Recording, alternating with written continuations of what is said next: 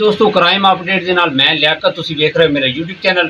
ਕਸੂਰ ਥਾਣਾ ਤਹਿਸੀਲ ਪੱਤੋਕੀ ਦੇ ਵਿੱਚ ਜਨਾਬ ਇੱਕ ਸੀਸੀਡੀ ਪੁਲਿਸ ਮੁਕਾਬਲਾ ਹੋਇਆ ਜਿਹਦੇ ਵਿੱਚ ਦੋ ਗੈਂਗਸਟਰ ਦੋ ਜਰਾਇਮ ਪੇਸ਼ ਅਫਰਾਦ ਜਿਹੜੇ ਡਕੈਤ ਹੈ ਨਾ ਉਹ ਪੁਲਿਸ ਮੁਕਾਬਲੇ ਦੇ ਵਿੱਚ ਪਾਰ ਹੋਏ ਨੇ।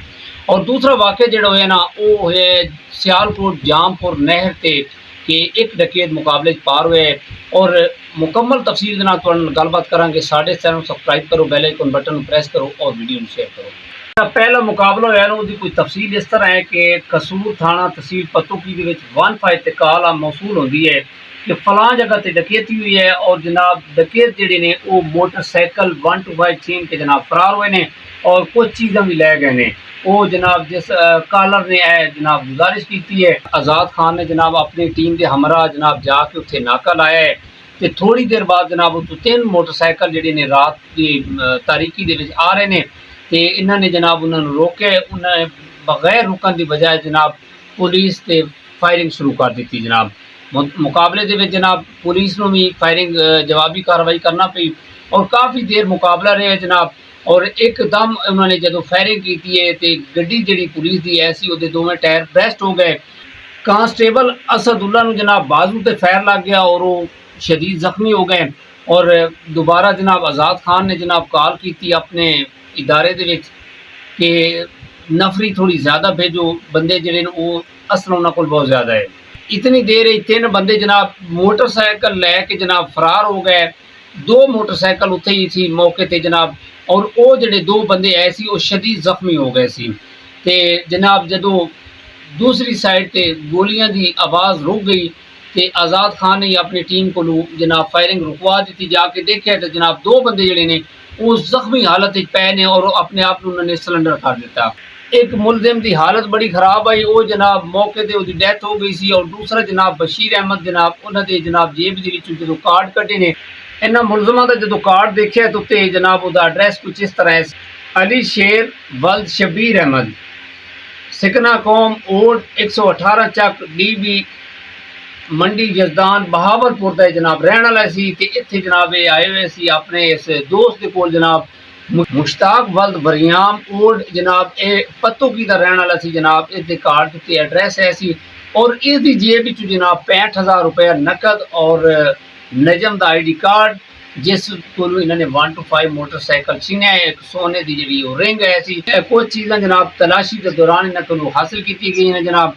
और यह जनाब इस तरह मुकाबला है कि इस मुकाबले के एक डकैत पार हो गया और दूसरा डकैत जो है वो शदीद जख्मी हो गया सी।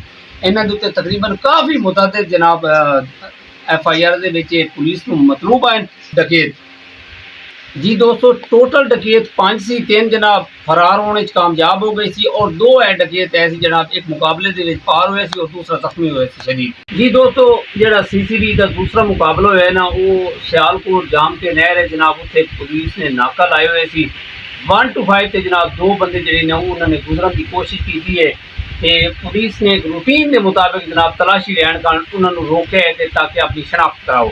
इन्होंने जनाब उत्थे ही फायरिंग शुरू कर दी है। इन्होंने को असला ऐसी पिस्टल के जनाब इन्होंने फायर किए हैं, पुलिस ने भी फायर किए हैं। दोस्तों अगे जाके ना एक आसिफ अली जरा सी ना पिछे मोटरसाइकिल 125 वाले पिछे बैठा सी एक गिर गए जनाब, बड़ी बुरी तरह गिरे जनाब। तो वो बंदा जना ना मौके से फरार हो गए और वो फायर करता रहा। जो वो बंदा अगे गया ना उन्हें अगे मोटरसाइकिल करके रोके फिर पीछे मजीद फायर किए हैं जनाब। तो वो फायर जोड़े ने ये साथी जोड़े सी ना आसिफ अली लग गए हैं। अच्छा वो आसिफ अली फायर लगे ने जनाब। तो पुलिस ने जो जाके ना माहौल ठंड होया ना फायरिंग रोकी तो बंदा तो ऑलरेडी नस गया सी।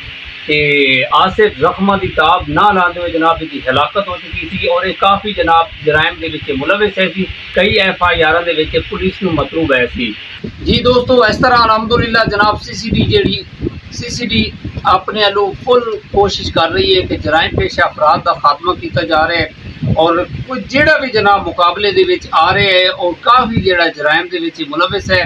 पिछले महीने के भी जनाब बड़े ऐसे गैंगस्टर बड़े ऐसे डकैत जोड़े उन्होंने कैफे के तहत तक पहुँचाया गया है जी। दोस्तों सरगोदा सियालकोट नारोवाल गुजरात और गुजराला के माशाल्लाह CCD बहुत अच्छी वर्किंग कर रही है और जो जराइम पेश अफराद हैं उन्होंने ठिकाने ला रही है। ए जनाब जो ठिकाने लगे ने तो शेयर किए हैं और मजीद जो इंशाल्लाह जो फरार होने कामयाब हो गए हैं उन्होंने भी इंशाल्लाह जनाब CCD मकू ठपेगी ਔਰ ਉਹਨਾਂ ਨੂੰ ਇਹ ਕੈਫੇ ਕਿਰਦਾਰ ਤੱਕ ਪਹੁੰਚਾਏਗੀ। ਔਰ ਜਿਸ ਤਰ੍ਹਾਂ ਜਨਾਬ ਇਹ ਲੋਕਾਂ ਦਾ ਨੁਕਸਾਨ ਕਰ ਰਹੇ ਨੇ, ਇਨਸ਼ਾਅੱਲਾ ਇਹਨਾਂ ਨੂੰ ਕੈਫੇ ਕਿਰਦਾਰ ਤੱਕ ਪਹੁੰਚਾਉਣਾ ਚਾਹੀਦਾ ਹੈ। ਕਮੈਂਟ ਦੇ ਵਿੱਚ ਆਪਣੀ ਕੀਮਤੀ ਰਾਏ ਲਾਜ਼ਮੀ ਦਿੱਤੀ ਕਰੋ। ਸਾਡੇ ਇਸ ਚੈਨਲ ਨੂੰ ਸਬਸਕ੍ਰਾਈਬ ਕरें, बेल आइकन बटन प्रेस करें और वीडियो को लाइक और शेयर लाजमी करते हैं। ऐसे पैगाम के साथ सानू इजाजत दो। खुदा हाफिज़।